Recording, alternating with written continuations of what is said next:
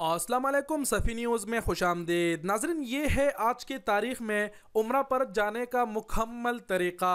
आज की इस वीडियो में उम्रा परमट से लेकर मदीना मनव्वरा की ज़ियारतों तक हम आपके साथ अपनी कहानी शेयर करेंगे और इस कहानी में आप जानेंगे कि मुझे किन किन मराहिल से गुज़रना पड़ा, या फिर अगर आपने उम्रा का इरादा कर दिया है तो आपको किन किन मराहिल से गुज़रना पड़ेगा। दूसरी बात यह कि अगर आप उम्रा पर जाना चाहते हैं लेकिन नहीं जा सकते और उसकी वजह उम्रा की परमट है, उम्रा परमट हासिल नहीं कर सकते, तो ये बहाना भी आज की इस वीडियो में आपका ख़त्म हो जाएगा और इंशाअल्लाह ताला आपको भी उम्रा की शहादत हासिल होगी। वीडियो की आगाज़ करते हैं, लेकिन चंद बातें वीडियो शुरू होने से पहले आप सबको बता दें। जैसे कि आप लोग जानते हैं कि मैंने पाकिस्तान में आने से पहले वीडियो बनाकर आप सबको कहा था कि मैंने पहले उम्रा अदा किया और मैं मुल्क में जाके वहाँ से उम्रा पर एक डिटेल से वीडियो बनाऊंगा, तो ये वही वीडियो है। इस वक्त मैं पाकिस्तान में बैठा हुआ हूँ, लेकिन पाकिस्तान में आने से पहले अल्हम्दुलिल्लाह इतने मुश्किल तरीन हालात में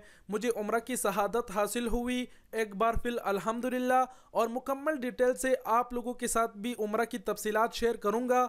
इंशाअल्लाह ताला आप लोगों को भी उम्रा की शहादत हासिल होगी। इस वीडियो को जितना ज़्यादा हो सके अपने भाइयों के साथ ज़रूर शेयर करें, ताकि जितने भी भाई उम्रा की इरादा रखते हैं उनको शहादत हासिल हो जाए। तो वीडियो को शेयर करना ना भूले और वीडियो की आगाज़ करते हैं शुरुआत से।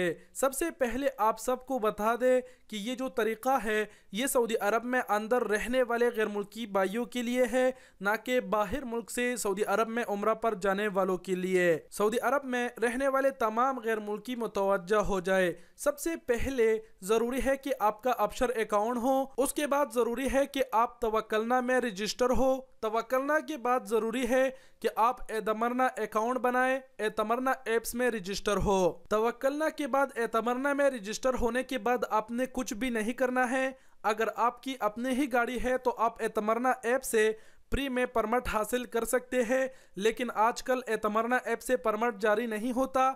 उसकी वजह यह है कि सबसे पहले एतमरना ऐप में आपको ट्रांसपोर्ट ख़रीदनी पड़ती है, उसके बाद ही आपको जो परमिट है वो मिलेगा।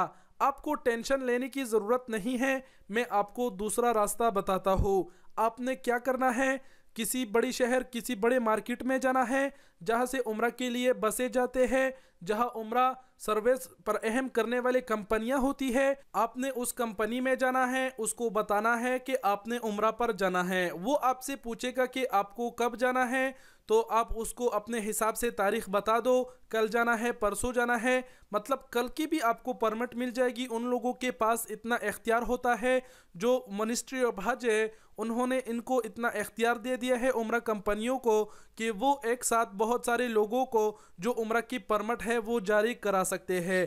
तो जब भी आपको जाना हो उस कंपनी में, उस दुकान में जाइए जहां उम्रा सर्विस पर अहम करने वाले कंपनियां हैं, जहां से बसें जाते हैं।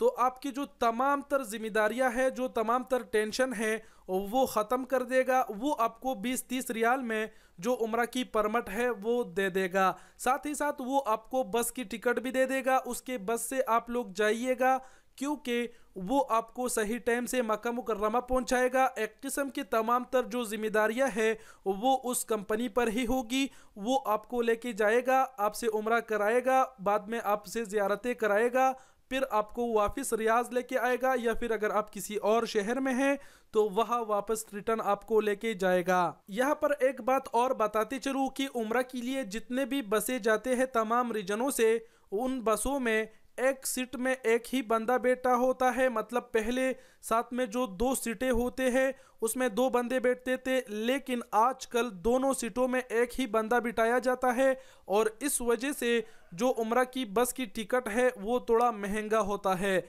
मैं जब उम्रा के लिए जा रहा था तो मैंने रियाद शहर में हारा, उसको कहते हैं, हारा में गया। वहाँ से ट्रांसपोर्ट सर्विस वाले से उम्रा की परमिट और बस की टिकट दोनों ली। उम्रा की परमिट और बस की टिकट दोनों मुझे उन्होंने 180 रियाल पर टिकट दी। हम 2 दोस्त थे तो दोनों दोस्त के उन्होंने 360 रियाल लिए। उम्रा पर अहम करने वाले कंपनी ने जब हमारा परमिट जारी किया तो ऑटोमेटिक जो हमारे मोबाइल में एतमरना ऐप्स था उसमें वो परमिट ऑटोमेटिक आ गया। और उम्रा पर अहम करने वाले कंपनी वाले ने हमें कहा कि जब भी आपसे ये परमिट पूछा जाएगा तो ये मोबाइल एतमरना ऐप्स ओपन करके उसको दिखाओ, वो आपको कुछ भी नहीं कहेगा। तो कहने का मतलब ये है कि उम्रा कंपनी जब आपके लिए परमिट जारी कराएगी तो उसके बाद ऑटोमेटिक आपके मोबाइल में जो एतमरना ऐप्स होगा उसमें वो परमिट आ जाएगा। उसमें तारीख और वक़्त का तयन होगा, उस तारीख और उस वक़्त तक वो कंपनी आपको मक्का मुकर्रमा पहुंचाएगी। और अगर बस वाले ने जल्दी ही पहुंचाया मक्का मुकर्रमा तो परमिट में टाइमिंग होगा, जिस टाइम आपको उम्रा अदा करना है तो आपने होटल से तब तक नहीं निकलना है जब तक वो टाइम नहीं बजता। वो टाइम बजने पर आपने काबा की रुख करके मस्जिदुल हराम में जाना है उम्रा अदा करने के लिए। यहाँ तक तो मुकम्मल तरीका हमने आपको बता दिया कि कैसे आपने परमिट जारी कराना है और कैसे आपने ट्रांसपोर्ट सर्विस खरीदना है। अब शुरुआत करते हैं अपनी कहानी की कि किन किन मराहिल से हमको गुजरना पड़ा, तो गौर से सुनिएगा। जब हमारा परमिट जारी हुआ और हम बस में बैठे और रियाद से निकल पड़े उम्रा अदा करने के लिए, तो रियाद के खूबसूरत वादियों से गुजरते हुए हम मक्का मुकर्रमा के लिए रवाना हुए। मक्का पहुंचने से पहले बस एक जगह पर रुकी, बड़ी पेट्रोल पंप पर। वहां पर बस वालों ने कहा कि कुछ खा लो पी लो और नमाज पढ़ो। हम उतर गए, वहां पर हमने नमाज पढ़ी, बकाला से कुछ ख़रीदा, कुछ खाया पिया। वहां से फिर निकल पड़े मक्का मुकर्रमा के लिए। और फिर मक्का मुकर्रमा पहुंचने से पहले हमारी बस रुकी मीकात पर, जहां हमने गुस्ल किया और एहराम बांध लिया। मीकात में गुस्ल और एहराम बांधने के बाद वहां पर नमाज पढ़ी और वहां से फिर बस में बैठे और निकल पड़े मक्का मुकर्रमा की तरफ।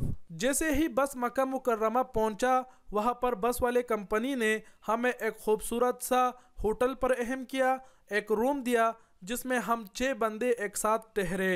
होटल में हमने सामान रखा और परमिट में जो वक़्त लिखा था वो वक़्त बजने पर हमने रुख किया काबा की तरफ और चल पड़े। तो जाते जाते रास्ते में शुरते ने बुलाया, वहाँ पर सबको रुका रहा था। जितने भी लोगों ने एहराम बांधे रखे थे सबको बुला रहा था और सबकी जो परमिट है वो चेक हो रहा था। उसने कहा कि बस परमिट दिखाओ। हमने मोबाइल से उसे परमिट दिखाया और उसने कहा कि जाओ। ना तो उसने परमिट को स्किन किया, कुछ भी नहीं किया, बस सिर्फ और सिर्फ देख लिया। उसके बाद उसने कहा कि जाओ। फिर हम वहाँ से चल पड़े और काबा शरीफ की तरफ रुख किया। जब मस्जिदुल हराम हम पहुँचे, सीधा पाँव अंदर रखकर मस्जिदुल हराम में घुसे और वहाँ पर कैमरे लगे हुए होते हैं, थर्मल कैमरे जिसे कहा जाता है। उन कैमरों से बॉडी की टेम्परेचर चेक किया जाता है, मतलब जिसकी दर्जा हरारत ज़्यादा होती है उसको मस्जिदुल हराम के अंदर जाने नहीं दिया जाता। आपको रुकाते नहीं हैं कि आपकी वो टेम्परेचर चेक करे।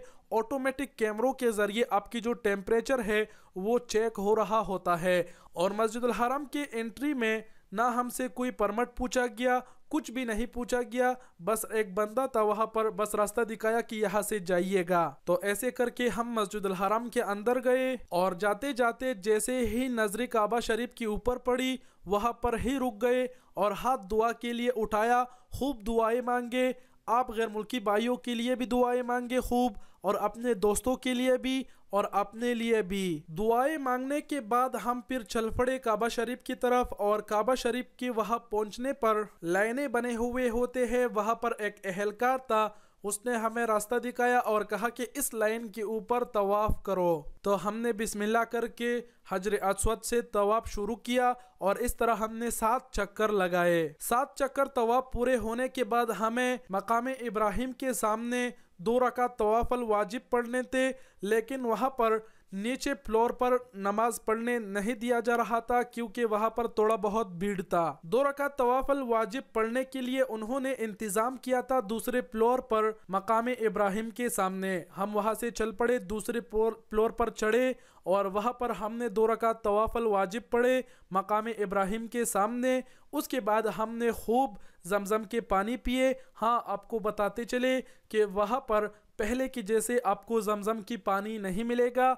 वहाँ पर एहलकार ताइनात है, कारकुन ताइनात है, वो आपको पानी देगा। आप जितने भी पिएंगे वो आपको एक एक गिलास करके देगा। इसी तरह जमजम के पानी पीने के बाद हमने रुख किया सफ़ा मरवा की तरफ। सफ़ा मरवा पहुँचने पर हमने वहाँ पर सफ़ा मरवा किया, 7 चक्कर लगाए। सपा मरवा अदा करने के बाद हम फिर वहां पर थोड़ी देर तक ठहरे, वहां पर नमाज पढ़ी और एक साइड में थोड़ी देर बैठे रहे, लेकिन ज्यादा देर तक वहां पर किसी को ठहरे रहने नहीं देते क्योंकि वहां पर भीड़ जमा होता है और आप सबको पता है कि एहतियाती तदाबीर ज्यादा से ज्यादा अपनाना है। सपा मरवा से जब हमने इरादा किया बाहर निकलने की तो हम बाहर निकल गए और हमने अपने चप्पल पहले मस्जिदुल हराम में घुसते वक्त वहां पर मस्जिदुल हराम के अंदर रखे थे, तो हम फिर वहां सपा मरवा से निकले और जिस दरवाजे से अंदर गए थे दोबारा फिर वही दरवाजे से अंदर गए और अपने चप्पलें उठाए और फिर से काबा की वहां गए और वहां पर फिर से एक दो तवाफ किए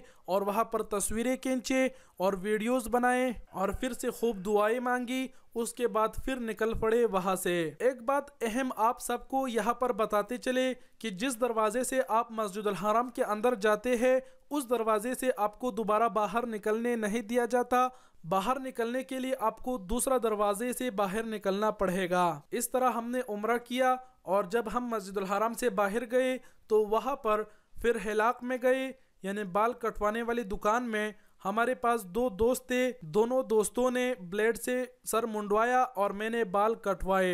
मैंने ब्लेड से सर को इसलिए नहीं मुंडवाया क्योंकि मुझे पाकिस्तान आना था और दूसरी बात यह कि ये मेरा पहला उम्रा नहीं था, मैं इससे पहले भी 3 उम्रा अदा कर चुका हूँ। याद दहानी के तौर पर आप सबको बताते चले कि पहली बार उम्रा अदा करने पर जरूरी है कि आप अपने सर को ब्लेड से मुंडवाए, लेकिन दूसरी बार जरूरी नहीं है। दूसरी बार आप अपने बालों को छोटा भी कर सकते हैं। बालों को काटने और मुंडवाने के बाद हम फिर चल पड़े अपने होटल की तरफ और अपने होटल में गए। होटल में हमने एहराम निकाले, कपड़े चेंज किए, नहाए और उसके बाद फिर बाहर आ गए जियारतों के लिए। हमने इरादा किया कि हम गारे हीरा जाएंगे। गारे हीरा जाने के लिए हमने एक लेमोजीन पकड़ी जिसने 20 रियाल लिए। गारे हीरा पहुंचने पर पता चला कि गारे हीरा पर किसी को छोड़ा नहीं जा रहा कोरोना की वजह से, तो वहां से हमने फिर इरादा किया और जियारतों की तरफ। हमने एक टैक्सी किया, एक टैक्सी वाले को हमने 100 रियाल दिए और उस टैक्सी वाले ने हमें तकरीबन 7 से 8 जियारतें कराई। टैक्सी वाले ने हमें अरफात लेकर गया, वहां की जियारत कराई। उसके बाद जबल रहमत पर लेके गया, बहुत सारे जियारतें कराई मस्जिदों की जिसके बारे में हमें पहले से पता नहीं था। तो अगर आप भी पहले बार जा रहे हैं तो वहां पर किसी टैक्सी वाले को 100 रियाल दीजिएगा, वो 2 घंटे आपको घुमाएगा और सारे जियारतें आपसे कराएगा। इसी तरह सारे जियारतें करने के बाद टैक्सी वाले ने हमें अपने होटल पहुंचाया और फिर हम अपने होटल में बैठे इंतजार कर रहे थे बस वाले की। बस वाले ने हमें टाइम दिया था और कहा था कि ईशा की नमाज के बाद फिर चल पड़ेंगे मदीना मनव्वरा के लिए। ईशा की नमाज के बाद जब बस आया तो हम निकल पड़े मदीना मनव्वरा के लिए। मदीना मनव्वरा जब पहुंचे तो बस वाले ने कहा कि मदीना मनव्वरा मस्जिद नबी 3:30 बजे खुलेगा।